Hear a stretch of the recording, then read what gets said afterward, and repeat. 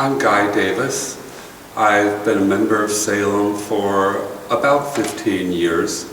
Prior to joining Salem, and we joined because our daughter was taking piano lessons with Mary Miller, who's the director of music here at Salem, and she needed a substitute ringer, and we fell in love with Salem.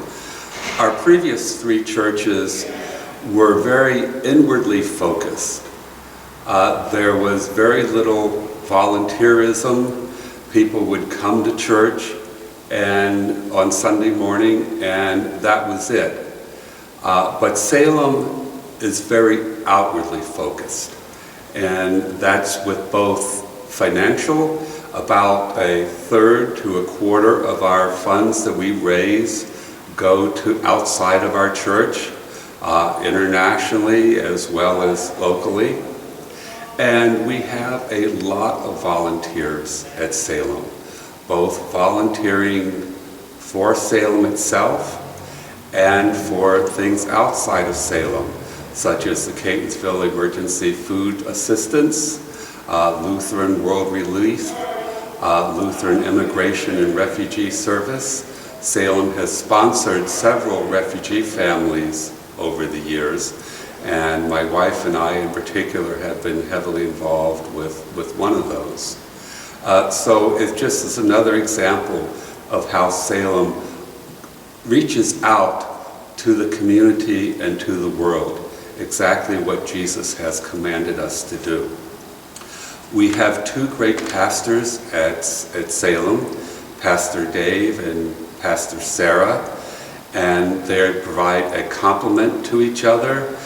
Dave is the experienced senior pastor, and Sarah is the new pastor that particularly works well with the young adults and the youth, and they both give truly outstanding sermons. It's rare to find a sermon that doesn't have you thinking throughout the week and what's being said. And I have to give them credit, and I'll talk more about that when we came to COVID-19 and the stay-at-home period. But it's also important for Salem to have fun. And there are several opportunities to have fun. Two that I've been involved in is Salem Players, which is our theater group, and I've been in 3, 4, or 5 different plays for them, and Salem Supper Club, which is usually a twice-a-year event as a potluck, and we have entertaining, and I've emceed and written and performed skits and even entire plays together with Paul Bell, who organizes along with his wife Linda with Salem Supper Club. And that culminated a few years ago with the 500th anniversary of the Reformation, when we wrote and produced Martin the Reformer, which was a play over the life of Martin Luther. And that was a lot of fun. I'm also head of the Salem communications team, and we have very talented people. We're involved with the online worship, and Joey Morgan takes the lead with that, and I assist him as needed. And that started off from the very beginning of the stay-at-home orders. Pastor Sarah, along with her husband, Pastor Micah, from Faith Lutheran Church in Catonsville, had a living room message the day after we had the stay-at-home order. And then the following Sunday, we went full on with a pre-recorded Sunday service with music, and that has evolved into virtual choirs, and it's been a blessing to have the combination of both Faith and Salem, and it allows us to actually have 3 pastors taking turns listening to the sermons. We also have gone into heavy use of Zoom. I belong to a men's prayer breakfast, and we Zoom every Wednesday morning.